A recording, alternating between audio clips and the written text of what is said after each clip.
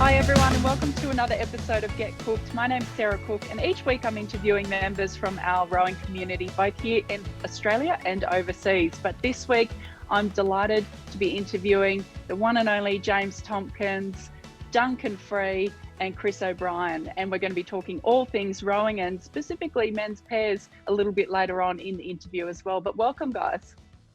Thank you. Yeah, good to be here. Thanks, Sarah. Great to have you. Now, I want to start at the beginning for all of you and give us a little bit of a brief insight into how you found the sport of rowing and how you got into it. Jimmy, we'll start with you. Yeah, thanks, Sarah, and good evening or good morning, good afternoon, everyone. I started, I was born in Sydney and grew up there, and then we moved down to Melbourne in my first year of high school. And it was year 8, actually, and joined a new school. And one of the masters there, one of the teachers just said, he spotted me in the playground and just said, listen, you're a big guy, do you want to try rowing? And I loved water sports, surfing, swimming, boating, anything like that. And I thought, well, yeah, why not? So Mr. Andrew Greenwood, who's now in South Australia, he was the one that sowed the seed and suggested I come down and have a go. And then from then on, just progressed through. And then I was very fortunate to have Noel Donaldson as my school coach. So it was a really nice, pretty good quality coaching all the way through to get me going. But essentially it was a comment from a teacher in the playground to say, why don't you give it a go? Because no one else in our family had rowed before. So it was it was a brand new sport for us as a family, I guess, as well. That's incredible. And to obviously know what has happened in your career since 6 Olympics, 3 Olympic gold medals and a bronze medal. It's pretty incredible that it's one comment, one chance meeting that changed, I guess, the whole trajectory of your sporting career and your future. Yeah, absolutely. And I love sport. I love all sports. So, you could have said cricket or tennis or basketball and I would have said yes. But the fact that it was rowing and as I love the water. So there was that affinity there as well. And that level of intrigue around mucking around with boats out on the water. So yeah, it is, when you think back, like one comment, one suggestion to then change tack and go off on a different path. Incredible. And Dunks, how about for you? Yeah, quite different. My dad rowed, Reggie rowed, and was in a few Australian crews back in the 60s and 70s. And so it was hey, jump in and give it a go. I was 12 years old and we lived on the canals on the Gold Coast at that time. And Dad did all his rowing in Tasmania. I jumped in at 12 years old, similar age to Jimmy, I guess. Very different. I actually didn't like it to start with. And Reggie, being the encouraging coach / father, used to, now and then kind of gave incentives to train, like money. So I was a professional athlete at the age of 12, really. Lived on this island that was about 6 kilometres round. So I'd go for a 6K row, come in, he goes, oh, do you want to do another lap? And I'd say no. And he goes, I'll give you $5 to do it. And I say, okay, give me the money first. So just tuck it in your zooty and off I go. So look, I didn't always like it. I'm glad I stuck with it for many reasons. In fact, one of my first races, the great Ray Ebbett was actually calling it. And actually it was my second season, because when you're young, the first season's 500 meters. The second season, when you're that year old, it went to 1,000 meters. And Dad didn't tell me until I got on the water, and he goes, pushing me off, by the way, it's 1,000 meters. Have a good one. I was like, no way. So I was pretty cranky. And so I actually found an inlet. It was up at Lake Koowanbar, north of Brisbane. Found a little inlet, pretended I had a broken foot stretcher and watched my race go down. So I wasn't the best role model kind of young athlete early on, but over time, certainly things changed and, progressed like most roles through the school system eventually, and then, junior and beyond. So look, I was probably a challenging young kid to coach, but hopefully that got better, cobber maybe, but it got better over the years. And what was the tipping point for you where you went from literally being paid to get on the water and row laps to actually wanting to do it yourself and follow the sport? I think a little bit of success in the, when I was 15, 16, 17, you start to win the odd race here and there and, start to actually enjoy the movement on the water as well. Like I'm much like James, all water sports I love. Living on the Gold Coast, it's a bit hard to escape that. And, just getting out in the boat, by yourself in a single scull, it was a really nice kind of thing, even for a 15, 16, 17-year-old kid. And then, won junior nationals and went on to the junior worlds. And that's when Dad said, I really think you can go to the Olympics. And I'm like, nah, I wouldn't be good enough for that. There's people like James Tomkins and, Richard Powell and all these other names that I was going off. It's like, I'm nothing compared to them. But obviously, you keep developing, you keep sticking at it. Some of the older guys eventually retire and you step up. But I'd say it was my late teens and going through the junior years is when I had a realization that maybe this could go somewhere. Yeah, that's really interesting, having that little bit of success. Jimmy? Can I ask a question? Sure. Hey, Dunks, did you start gravitating toward the single when you were 15 or 16, 17, 18, or were you sort of in the crew boats? Could you tell, looking back, if you were going to go one way or the other? Well, not really. Like I started out sculling and I wasn't at a rowing school until grade 10. Then I went to a rowing school at the Southport School, and that's when you do back then it was junior 4s and then your 8s. So I had my fair share of sweep at the, latter couple of years of high school. But being on the Gold Coast, there wasn't a heap of rowers around, and I actually rowed out of Mum and Dad's backyard on the canals there, and with my brother Marcus, and so it was kind of a sculling thing. We doubled around in a pair a little bit, over the years just for a bit of fun. But I think just due to numbers and people to row with, we stuck with sculling, and I think because I had a bit of success in that as well, it was like, well, that's just the obvious thing to keep going moving forward, and moving over to the pair later on was certainly a breath of fresh air for me. And we'll talk about that a little bit later on in the interview. But Cobber, for you, how did you find the sport of rowing and get your start? It's actually interesting, Sarah, because as both the guys were speaking, I was thinking back to my last row.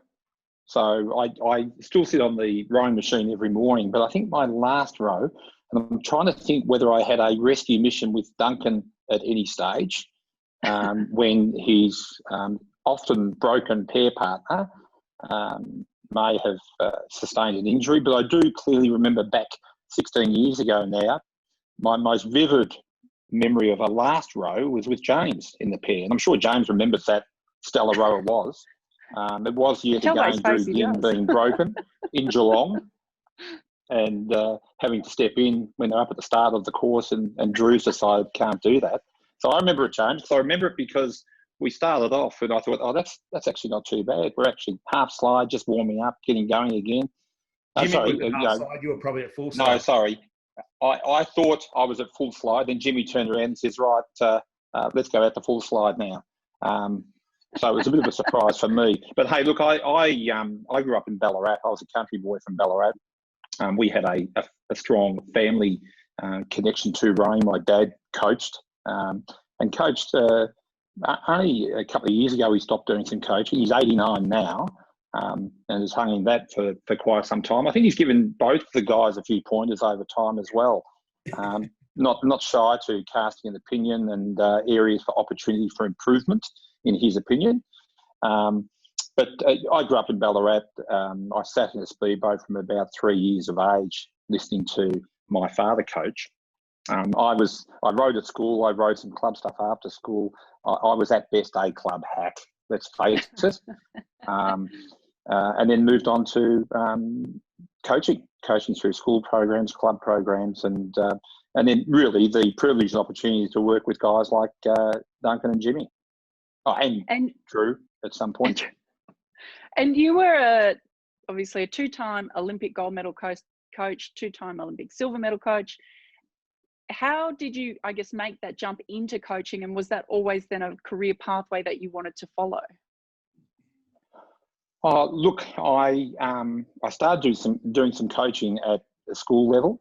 I had some affinity for it. I felt some connection with that whole idea, and from there I started to, I suppose, chart my own course around coaching.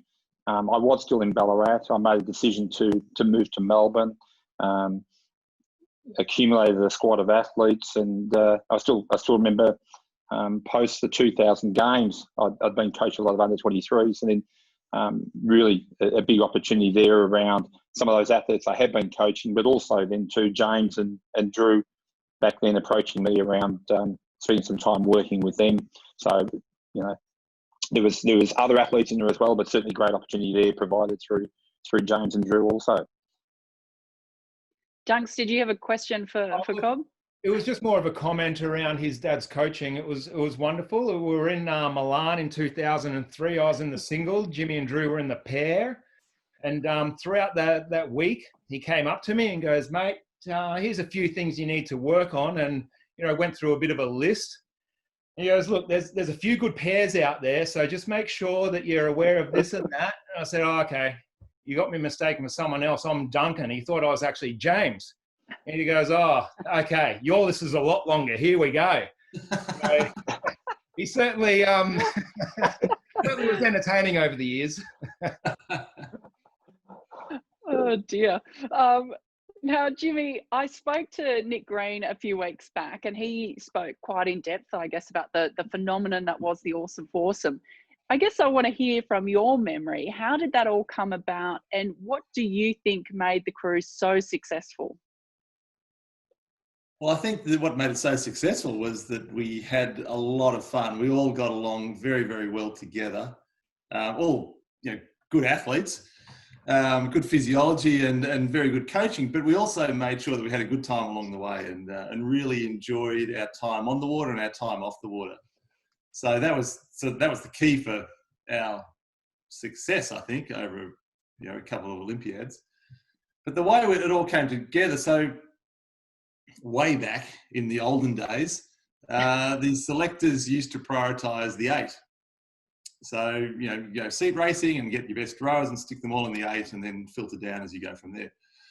But then in 1989, the Berlin Wall, or the Eastern Bloc countries, started to unravel. Berlin Wall came down. A whole bunch of East German coaches who were very good were looking for work, and Australia secured the services of a guy by the name of Professor Theo Kerner, who was a legendary coach in East Germany, came to Australia. And to get selected in the 8, you had to row your 4s and the pairs. And so we had a 4 of Sam Patton, myself, and Mike Mackay, and Richard Howden. So we had the nucleus of that first iteration of the 4 rolling around as a club crew trying to get selected. And the East German fellow, Theo Kerner, he saw us and just said, "Listen," because we won all the races. And he said, "Listen, just don't worry about the 8, just leave these guys in the 4. We'll fine tune the last seat." And that's when Nick Green came in for Richard Howden. And then from then on. So again, it was an outside influence that came in and told the selectors to not prioritise the 8, to prioritise the 4. And then from then on, started to get some success. So that was a really interesting time, again, to make a pretty big change in the way that rowing in Australia worked, and to get into the 4. And so, as I said, we had this nucleus. We went down to Tassie to race the World Championships in 1990 with Sam Patton in the crew. Unfortunately, he had done 11 years of a medical degree, and the dean of the faculty said, "Listen, Sam, unless you finish this course, you're going to have to start from year 1. So he had to go back and finish his medical degree. Otherwise, he would have had to have started. So that he had to step out for what are we up to? When is that? I can't remember. 1991. God, it's that long ago. 1990, 1991. And that's when Coops came into the crew, and then that crew stayed together going to Barcelona. So, but yeah, we had great athletes, great coaching, because it was all blue sky to us. I mean, we had no idea what we were actually doing in the 4. We raced 8s beforehand, but the 4 was completely different. And you're coming up against, the 1990 regatta in Lucerne. You've got the previous Olympic champions and world champions in the East German 4, which was racing then for West Germany. And sort of that older era, legendary crews and teams. And then we sort of just turned up and knocked them off. And so we were up and about from then on. And, so 1990, 91, and then Barcelona 92. It's incredible hearing you talk about Teo and his, I guess, having his eye and coming from, East Germany, which was obviously such a powerhouse for many reasons in sport, but particularly in rowing. We've spoken to a number of people who've spoken about the contribution of Reinhold Bartsch as well. So that Eastern European influence on Australian rowing over the past few decades and some pivotal turning points there. So really interesting to hear that that's actually how the four came about. Yeah, and we were so, the whole team was so worried about the new training regime, because we thought we were going to get a flogging and the intensity was going to go through the roof and just get absolutely smashed. And in fact, it was the complete opposite.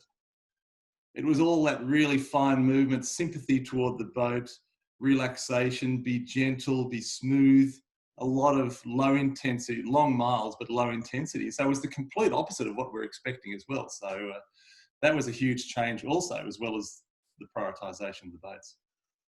Yeah, really interesting. And Dunks, for you, you and Jimmy were both part of Australia's most successful Olympic team in 1996. You won a bronze medal in the men's quad. How was it being a part of that team? And do you think the success drove the success within the team? Oh, look, I think so.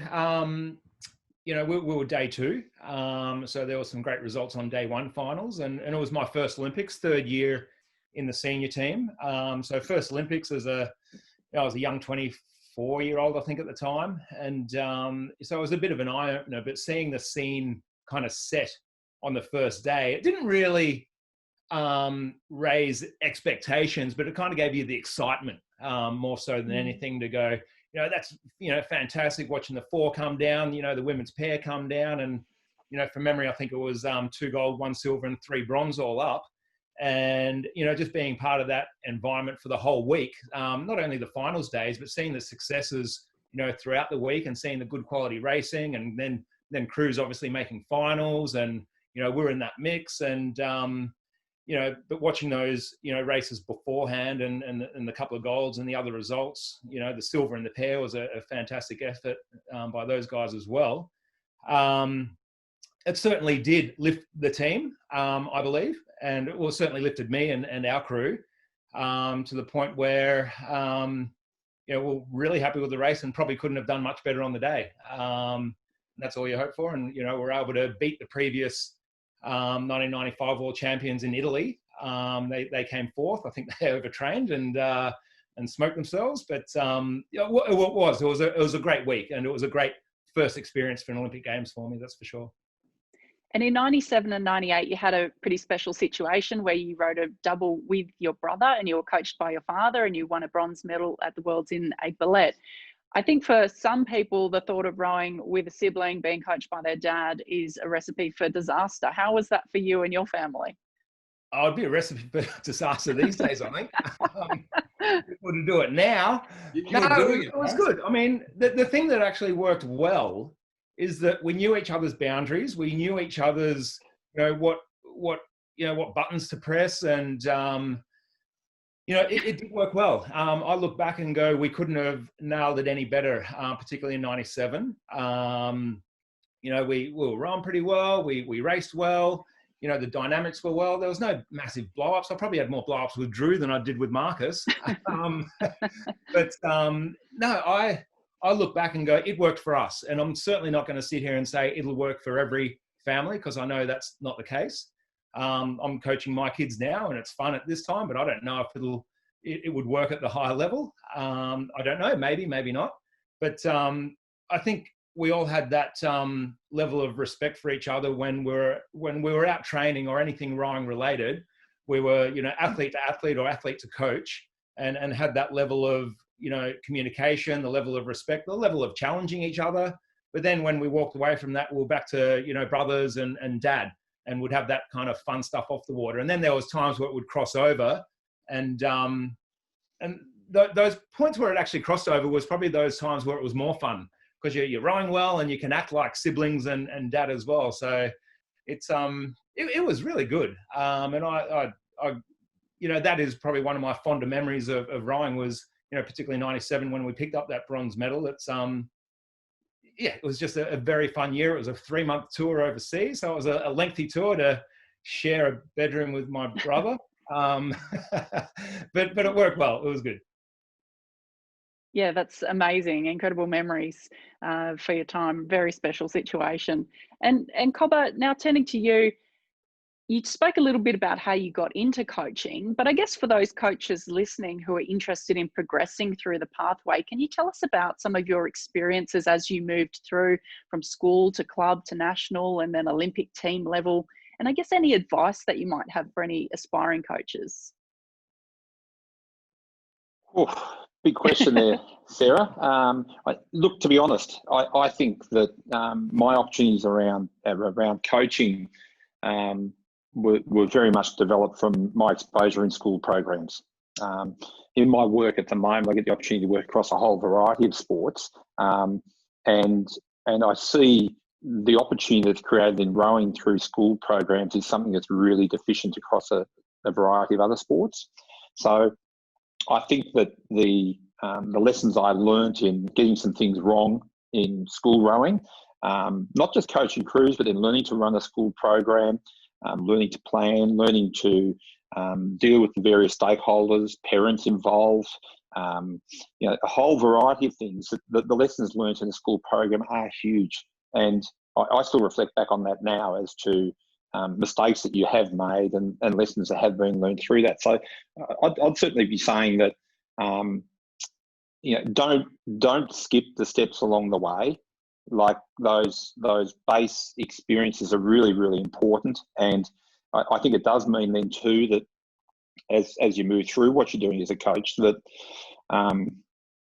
you're not making as many mistakes. And sorry to say that you do make more mistakes in the school program, but it does mean when you're standing at Olympic Games and working with people that you know exactly what to say at exactly the right time, James.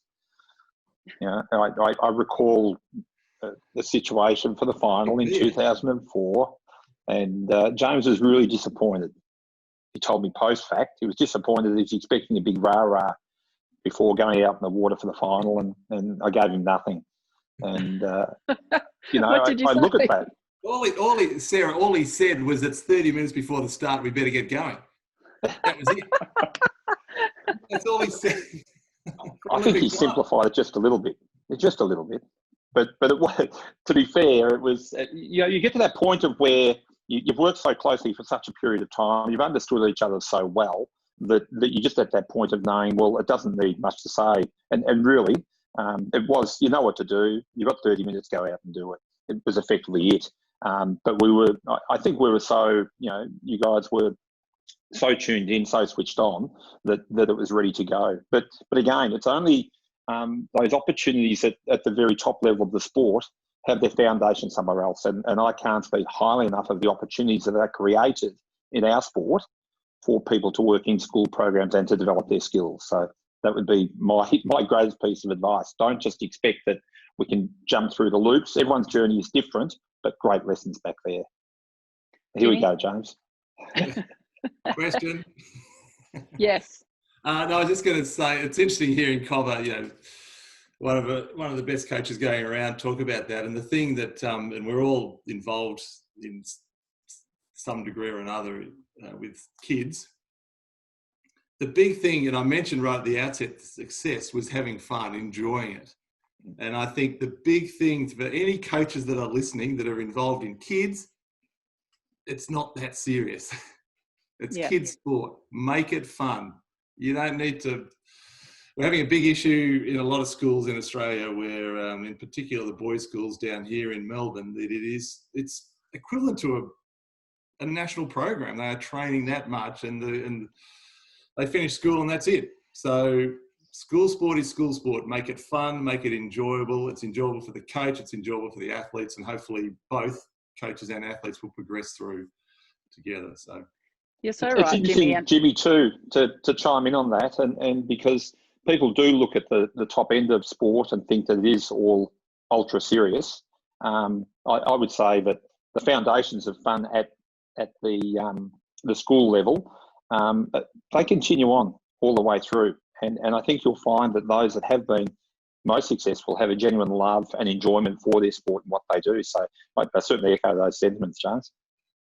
Absolutely. And I think it's really important in terms of keeping kids in the pathway to see such a huge drop off, after school of rowers, because, they've competed at the schoolboy or schoolgirl Olympics, they're head of the river in year 12. And to see them not want to carry on with the sport, I think is really sad. So, the biggest marker of success, I think, is actually seeing those kids want to continue in the sport and form a genuine love for the sport during their time at school, which is so important. I run a school program up here, or coach in a school program here in Orange, and it's key. They've got to love what they're doing. So I think you raised some really good points, Jimmy and Cobber, and great advice too, Cobber, about getting those foundations in the school programs. And like you said, a lot of other sports don't have I guess that reach and investment during the school years that rowing has. So we're incredibly lucky, not only as rowers, but also as coaches, to have that opportunity in our sport. Now, Jimmy, you competed at 6 Olympic Games, which is just incredible. I was thinking about it last night and thought, wow, I did 2 Olympiads, and to have tripled that just seems crazy. Was that always the aim for you? Did you want to go to 6 Olympics, or how did that start to progress? No, not at all. No, I don't know. I was. I enjoyed it. I love the preparation. I love the and Cobber will laugh about this, but I actually did love the training and the preparation. Not so much the racing. I used to get so wound up and nervous before races, but I love the sort of preparation and being around. You're being around some of your best friends, representing the country, going overseas. It's not that bad, but for me, it was a really personal sort of challenge or goal of just trying to improve, just trying to get better. And, that meant that you had to keep on doing your sport to try and keep on improving. So it was the number of games and all of that sort of stuff was sort of secondary to trying to improve personally and improve as a crew in a combination. So, it was never, I never, as a 15-year-old thought I want to be an Olympic champion or anything like that. It was just, I love doing sport. I love being active, and I love doing things well. I love doing things really well. So that was, I think, deep down, that was the driver to keep going. And do you feel that because that could just be an endless journey, you never get to a point maybe where you have that perfect experience. Perhaps, do you feel that you achieved everything that you wanted to from the sport? Yeah, absolutely. Absolutely. And there's, I can pick a handful of, on one hand, races that were pretty close, and even training sessions that were pretty close to really, really, really good. But it is, Sarah, it is a curse, because I'm still bloody doing stuff. I'm still trying new things and exploring new physical events or, new sports where there's a technical requirement. So it's almost like a curse for the rest of my life to keep challenging and keep striving for different things. It doesn't have to be full on, and I've got a little, in the back of my mind, once you hit 45, your PBs reset to 0 every year. So you don't have to keep chasing, faster and faster. Your PBs for that 1 year only. So it's just to keep things in moderation. Awesome. I look forward to hearing a little bit more about that later, and what you're up to at the moment and what goals you're chasing. But for Dunks, you won a bronze medal at your first Olympics in 1996 in the quad. You placed 4th in the quad in Sydney, 7th in the quad in Athens. Before you dropped an oar, you crossed to the dark side, you came over to the pair with Drew. How did that come about, and what were some of the biggest challenges in making that transition? It's funny how it came about. I clearly remember the exact conversation. We're in Athens, and obviously Drew and Jimmy had won the pair, and we came 7th in the quad, and my Olympic results were just getting worse and worse, from bronze, which was great, and then a 4th and a 7th, and I was like, man, that's not good. And I wasn't necessarily planning on going for another Olympics. 3 was good, and but that 7th really did my head in, and I couldn't finish on that note. And like many athletes, they don't want to finish on a poor performance or a performance they thought was, I guess, substandard. So, you know, I wanted to go on again. And we're in the village, and in the Olympic Village in Athens. And, you know, Drew sat down next to me. They had these, the big dining room, but then these other little satellite dining rooms as well, the smaller ones. And I was sitting on the steps out the front, and Drew sat down next to me, and he goes, "Mate, I reckon we could row together. Well, we should row together. But, mate, there's a couple of problems there. I'm a sculler, you're a sweep. I live on the Gold Coast, you live in Melbourne." He goes, that's just small things. We can get over that. Drew being Drew, nothing's a challenge. Or if it is, then he'll find a way about it. And, you know, so, you know, I did want to go on again. And I thought, well, if I switch over to pair or just change something I was doing, maybe I can, you know, like press a refresh button. And, you know, it was starting to get a little bit stale for me as well. So, you know, rowing with different people, new people, and certainly a new discipline was really exciting idea. And so we both had 2005 off, but towards the end of 2005, we went down to Canberra and did some biomech pieces in both the pair and the double to see who should switch disciplines. And I think we've all seen Drew's sculling abilities from over the years, from not finishing races to maybe even falling in. But it turned out that I was a better sweep than he was a sculler. So according to the data anyway. So I switched over, and it was something new for me, and really, and I hope Cobber won't disagree here, but I was really open to learning a new skill, which it really was for me. And so it was exciting, you know, how I could try to mix that up. What's that, Jimmy? I'm just reflecting on how quick. So it was still in the village in the second week, and he's already moving on. Just won a bloody gold medal, Dunks. Broken up with at the games. Sick of you and three out the window. I haven't even got home to Australia yet. But you know, Jimmy, you might remember we did have talks with potentially rowing a 4. Yeah. In 2008, but which never kind of went ahead. But switching over to sweep was something new for me, and whether it was going to be a pair and a 4, you know, it didn't really matter for me. I really was enjoying the new challenge. I was really enjoying the people that I was mixing with, you know, whether it be in my boat or the boats that you have at, you know, national camps and all those sorts of things. And, you know, I really enjoyed, you know, the back end of my career as a sweepboard rower. If you ask better, me, isn't it, Dunks? Rowing sweep. It's better, isn't it, rowing sweep? No, not really. Don't be like that. We all know I do enjoy both. I enjoy both for 2 very good reasons. You know, there's nothing better getting out on the river, you know, when you're cutting glass in a single scull, it's quiet, you're by yourself. That is really nice. But at the same time, you know, rowing with someone in sync, you know, the whole teamwork thing is really good as well. And then when you perform and achieve, you know, there's a crew celebration. That's really fun as well. So it was a fun transition, and I'm certainly glad that I did it. Dunks, I have a really, really vivid memory from 2008 when Kimmy and I were training in the pair and you and Drew were in the pair. And I remember you saying that before you started rowing with Drew, that the longest maybe bike ride you did for a training session was like 40K, and you call that a session.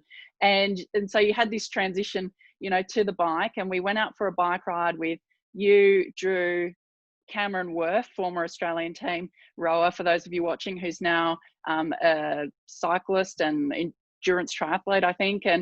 And Drew said it's going to be a 2-hour bike ride to Kimmy and I, and we're like, okay, we can do this.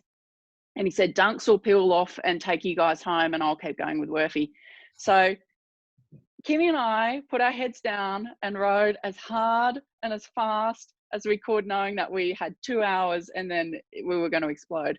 And then on the way back, we got horribly lost with you leading us, Dunks. And I think we managed to roll in at about 3 or 4 hours, and you had 2 girls bawling their eyes out. I don't know if you remember it, but it's still one of those sessions that I just remember so vividly and will never forget. But Tell us Yeah. about that experience on getting on the bike.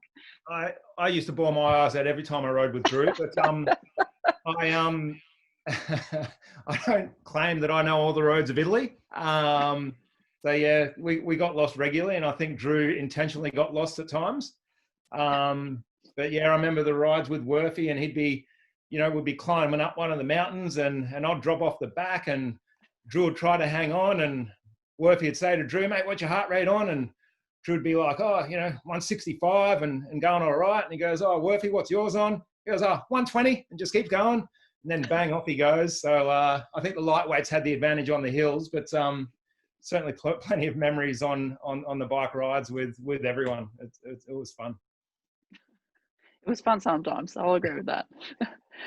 Colbert, now to pull it all together, I guess, you coached Jimmy and Drew in 2004 to a gold medal. You coached Dunks and Drew in 2008 to a gold medal. Tell us about, I guess, those campaigns and perhaps some of the main differences, not only between the crews, but in your approach to those crews as well.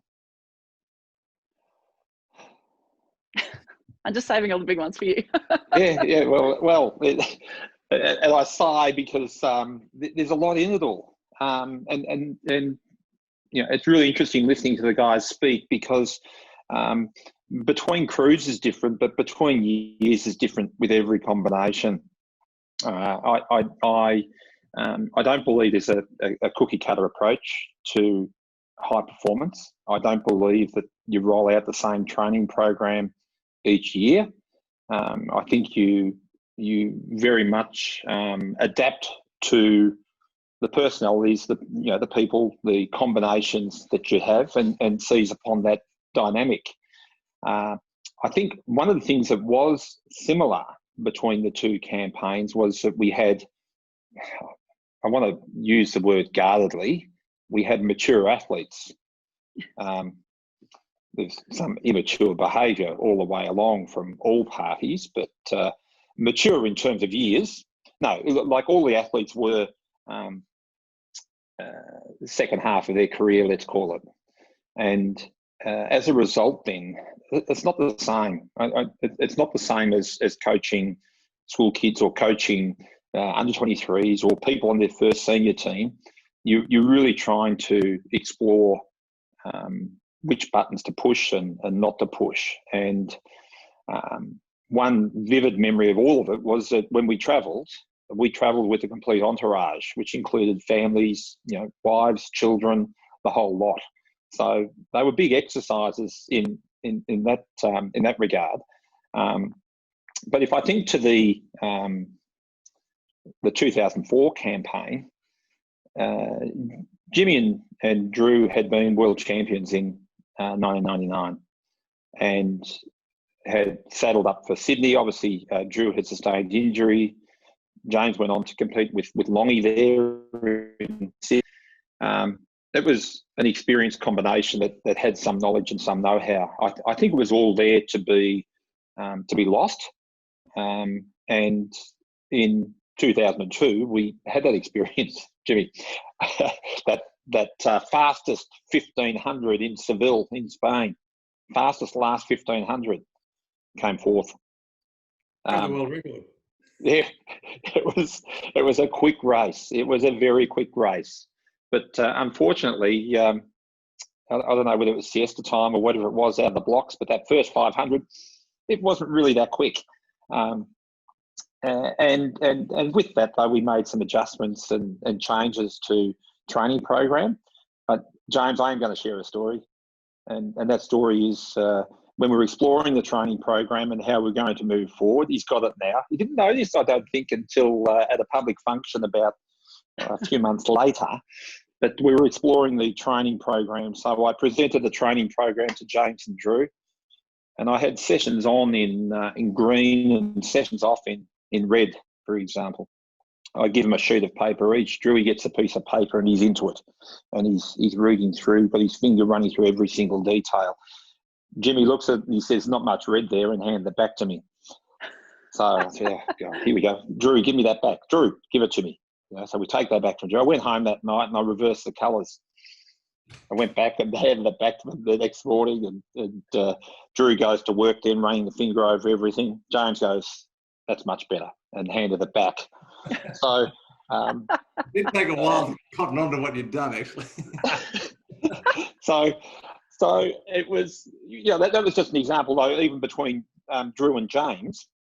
Not that I'm suggesting that James didn't want to do the training, because what I do know is that we would go on the water with James and Drew, and James would know what was on the training program and had completely mooted out his effort across that session, and it was on from stroke one, and it was time to go. We would normally get about a lap in, and Drew would proceed to try and change the session, not having read it previously and understood exactly what was on, and then having a new opinion on it. So we'd have to kind of deflect that. If we did say, look, we'll just go down and do another 100 metres that way and come back, Jimmy go, no, that's it, I'm done. We're done. So I soon learned then too for James that it was, if you wanted it done, you put it on the program and you do it to the letter, and you do it absolutely full on for every single stroke. So that was one dynamic. The Drew and Duncan combination was certainly different in overall approach, different in training philosophy, because we had different athletes, and also too, as you alluded to before, some of the bike riding, which was an opportunity to explore new ground for Dunks, but also too, it was where Drew's back was up to as well. Not that we didn't ride also back in the 2004 combination, but the back wasn't going to cope. Drew's back was not going to cope. So we had to make sure that we were exploring other modalities around getting sufficient training volume. So completely different prospect again. But of course, we know then at the 2008 games, Drew's back went again. So even though we managed some of that load, we got to a point still where the back wasn't going too flash by the end. But look, Sarah, there are a few of the thoughts there around it. Each crew is different. Each year is different. Each week is different. Each day is different. And I think there's that real need for coaches to be able to turn up and to look and say, as we did, I remember vividly in 2008, one morning, we left the hotel in Varese in Italy. We headed down to the lake. I had Buffett and Bozo in the car with me. They used to argue over who was which of that. We pulled up at the lake, and there had not been a word uttered as we drove down. And we'd had a pretty solid block, and I looked around and saw the two of them and said, we'll go and get a coffee. And we just turned around and headed up the street and had a coffee, because it was going to be a complete waste of time. So, as I say, each crew, each year, each day, they're all different, and you work with the people you've got, for better or for worse. It's really interesting hearing you speak about that and some of your insights and managing that, and I guess having that real empathy and understanding. And we talk about coaching, quite often people I guess only refer to maybe one aspect, the technical aspect, someone's technical capability or physiological understanding, but it's such an all-encompassing role. And what I'm hearing you talk about is actually that empathy and that understanding your athletes, and there's a real psychological aspect to it too. It is such a holistic role, and I think it's not given its credit, for the full breadth of understanding and knowledge that you have to have in order to be a successful coach. And I think that's really come through loud and clear in what you're saying, Cobber. Well, it's that. What is the difference? We're in an activity that relies on human endeavour and to fully exploit the human capability. So if we don't take a humanistic approach to things, we're not seizing upon the point of difference.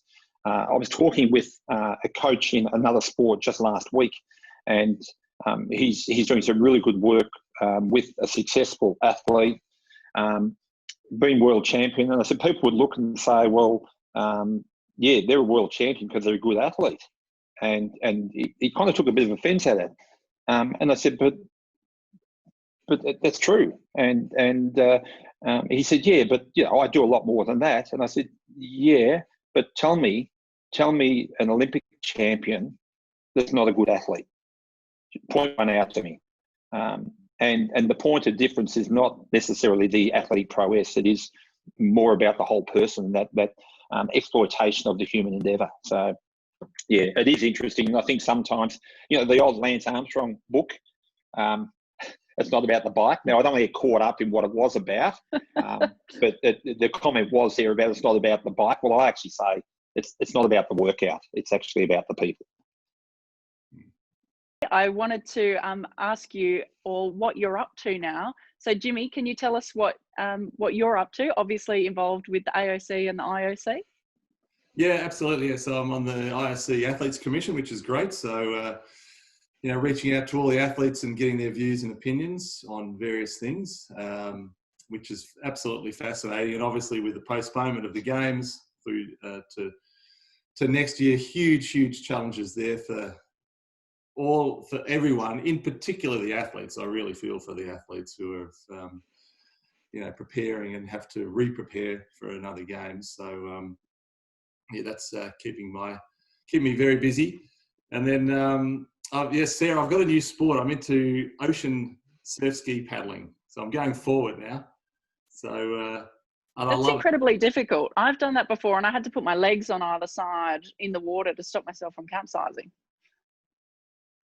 It is I've spent a lot more time in the water than on the boat when I started. So you're falling in a lot, but I love it. Absolutely love it. Awesome. Cobber, what are you up to at the moment? I'm working with the AIS. I head up an area called Sports Strategy and Performance, and work with a whole variety of sports now. So, really fascinating to experience all these different sports and exploring as to how we can get better outcomes out of those sports. One of the key observations I've had, though, is that we have some incredibly skillful and capable people in the sport of rowing. And I think that I often look back and say, I can think of at least half a dozen people in rowing in Australia who could have an impact in this sport. So this wonderful opportunity to explore other sports, but also, contextualising around the quality of people that we have in rowing as well. So, yeah, good fun. I was also meant to be in Tokyo last week and the week before with some work with the AOC as I was heading up the urban zone. So they went for the trendiest, most wicked person, contemporary sort of operator. No, fortunately, some of the sports I work with are skateboard. I've done a lot of work with skateboard, with freestyle BMX. I was chatting with Dunks earlier in the week about freestyle BMX, and also work with winter sport and a whole variety of things. So just a wonderful opportunity that I have at the moment, Sarah, and it's been fantastic. Yeah, and a number of Australian sports now being the beneficiary of obviously your wisdom and experience over many, many Olympic cycles and years in sport. And Dunks, to you to finish this up, you're obviously doing some rowing coaching with your kids. Can you tell us a little bit about what you're doing now? Yeah, no, I'm doing a lot of coaching. Got two of my kids are rowing. Two of my brother Marcus's kids are rowing, but also, a bunch of young rowers down at the club as well. So, I've got about 10 rowers that I take out each session, and it takes a fair bit of time. But in my spare time, I do have a full-time job in at Griffith Uni in the sports area. So I work closely with sports industry, sports research, run our high performance programs. And we also have our elite athlete program as well. So we've got about 500 elite athletes at our university, multi-campus, many which are at that point of, the whole Olympics right now. How's it looking? Where's it going? And are going through that hard phase of it being postponed. And so, yeah, that's me. That's what I do. And loving every moment of it, of all aspects, the coaching and work. Awesome. Well, guys, it's been such a pleasure talking to you. I've really enjoyed having the opportunity to hear some of your stories, and I know many of the people watching would have enjoyed listening to, your experiences over many years, but I guess the stories behind the Olympic gold medals as well, which is what it's really all about. So thank you so much for your time, and all the very best.